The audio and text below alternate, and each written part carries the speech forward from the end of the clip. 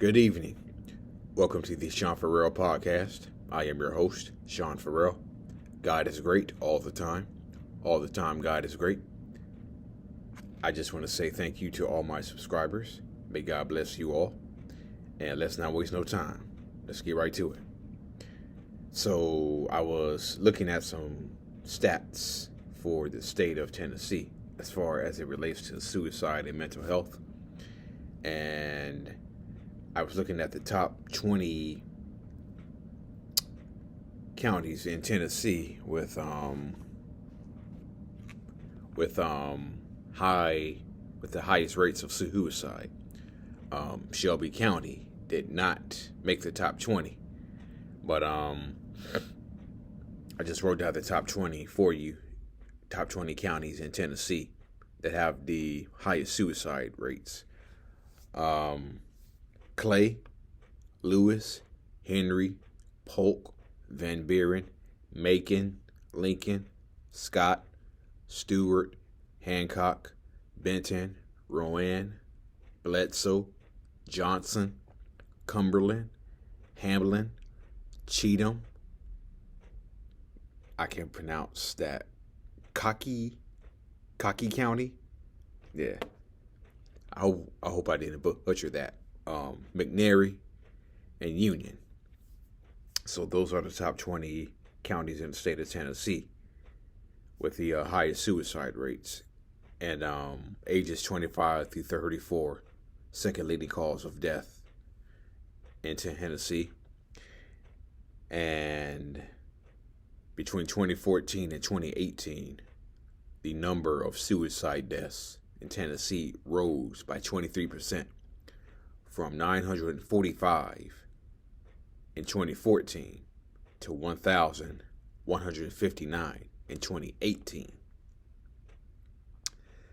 But in March of 2020, the rate went down by 3%, ironically. But in December, the lowest rates of suicide are in the winter months, like November, December, January. But once the weather starts to change in spring, that's when suicide rates spike.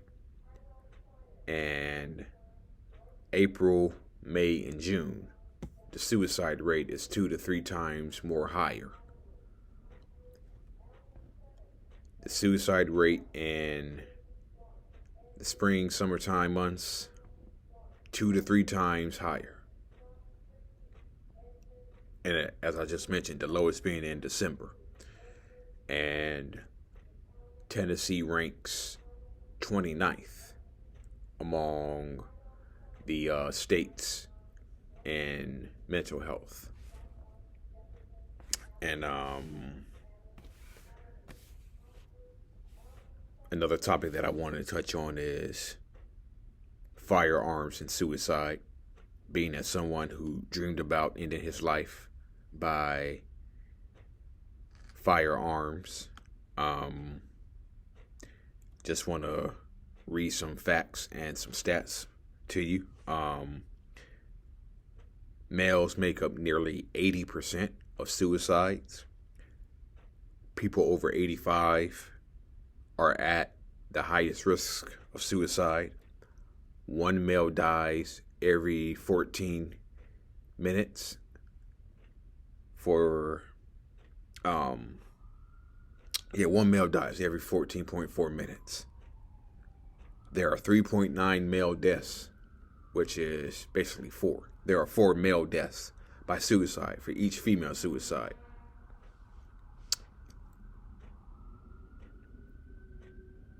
Just gonna let the ambulance do its thing first.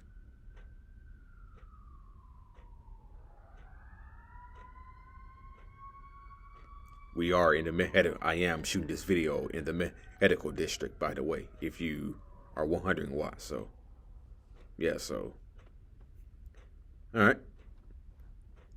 So, firearm suicides are the most common among males and females. Firearm suicides make up about 3 in every 5 gun deaths.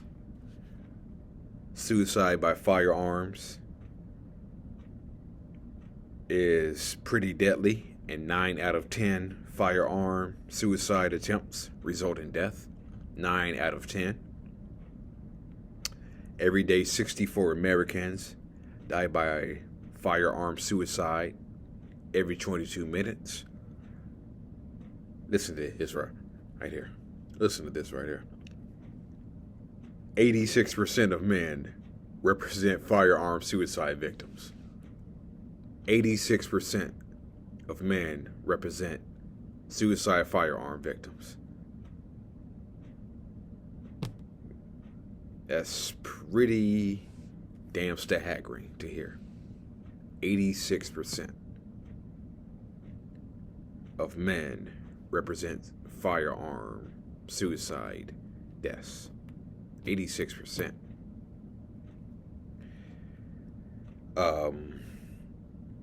And I read a story where I'm sorry about that. I read a story where Harvard University did like a study or a story or something on firearms and suicide. And I should have bring my iPad because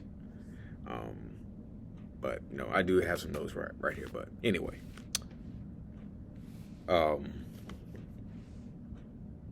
there was a couple by the name of Emily and Ryan Frazier. Emily's husband killed himself with a semi-automatic in November of 2008.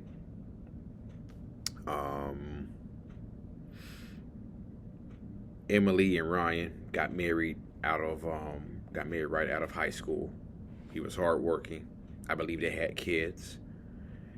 And he filed a lawsuit in November of 2000. No. Not November 2007. He filed a lawsuit. It doesn't say the month, but he filed a lawsuit in 2007 against a priest because he had been sexually molested by the priest for many years as a kid. And he filed a lawsuit. The priest got convicted. The priest did 30 days in jail. And so that may have been the reason why the priest only served 30 days in a jail for what he did. At the time that Ryan Frazier killed himself, she was pregnant with their second child. They were pregnant with her second child. And so she was pretty devastated. Friends and family were pretty devastated.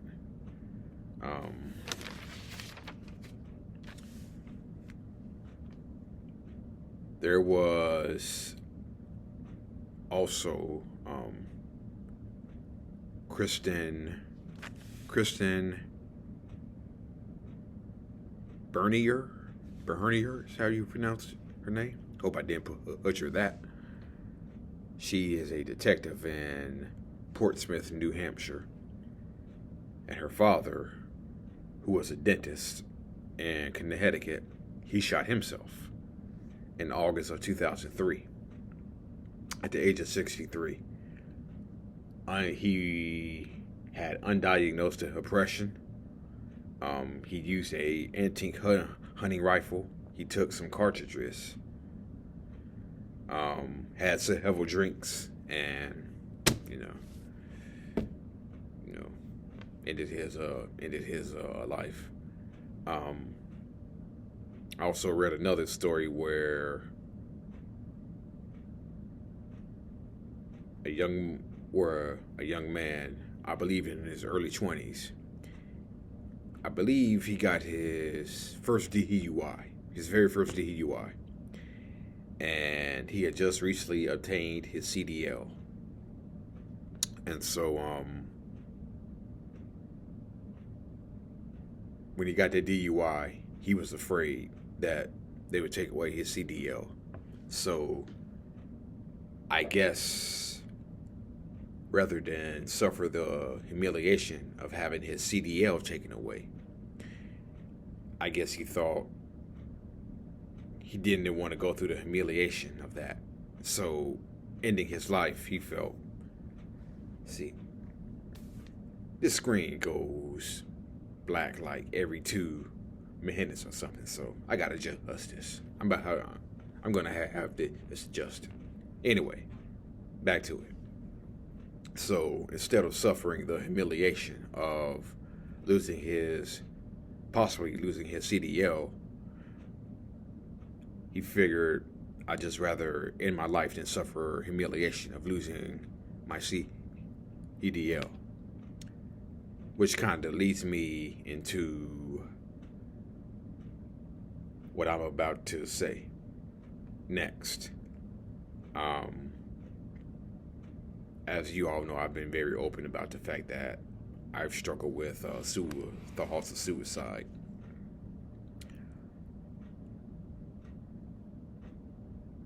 Early on in my time at UPS, I was really having a very rough go my first couple of years. And just like the guy who ended his life rather than suffer humiliation, I was at that point. I was at that point at UPS. I was at that point where I said I would rather end my life rather than suffer the humiliation of getting fired. That was me. But God kept his hands on me the whole time.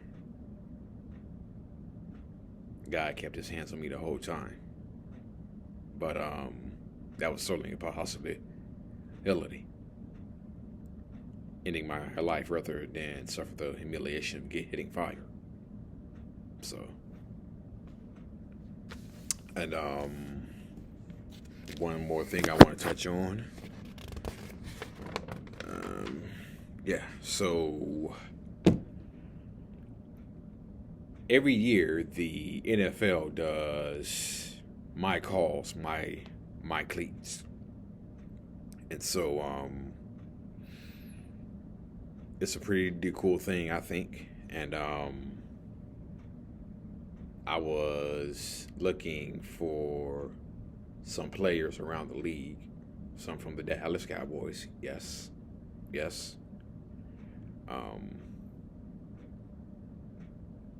Anyway,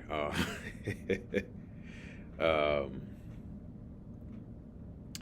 was looking at my calls, my high cleats, the ones for mental health. And I came across a couple of Dallas Cowboy players who my calls, my cleats had to deal with mental health. Anthony Brown, cornerback for the Dallas Cowboys. He wears number 3. My calls, my high cleats. He's going to be supporting the National Alliance of Mental Illness. So Anthony Brown, my calls, my high cleats. National Alliance of Mental Illness. And offensive lineman Tyler Biadasz, I believe. He's going to be my calls, my cleats. His cleats is going to be the National Medal of Honor Museum and Mental Health Awareness. And Jelani Woods of the Colts, of the Indianapolis Colts. His cleats is going to be the National Medal of Honor Museum and Mental Health Awareness. And Jelani Woods of the Colts, of the Indianapolis Colts. His cleats is going to be the National Medal of Honor Museum and Mental Health Awareness. And Jelani Woods of the Colts, of the Indianapolis Colts. My calls, my cleats, his cleats is gonna say kicking the stigma of mental illness. Those are gonna be his cleats. And Jelani Woods, he was close to the football players who tragically got killed on the UVA. He was close to them. And he did not hold his emotions about how he was feeling mentally. And so kicking the stigma is what his cleats will say. Ironically, when the Dallas Cowboys take on the Indianapolis Colts on Sunday Night Football. And so my calls, my high cleats, you may have seen the picture I had at the beginning of the video. Even the cheerleaders, I believe it is called My Star, My Calls, and one of the Dallas Cowboys cheerleaders, she lost one of her friends to suicide at 16, and so she's going to be representing and supporting suicide prevention, which I think is an awesome thing to do. Then, of course, you got Dak Prescott, my calls, my cleats. Of course, you got the Faith Fight Finish Foundation. I bought one of his shirts, Your Life Matters. It's one of the coolest shirts I have, and so it's pretty cool. All right. I think I've said everything that I wanted to say. This screen, for some reason, keeps going dark every 2 minutes. I'm going to try to have that adjusted the next time I talk to you all. But God bless you all. I will see you all soon. Continue to have a wonderful, restful, peaceful, tranquil weekend. God bless you all, and I will see you all next week. Out of here. Peace.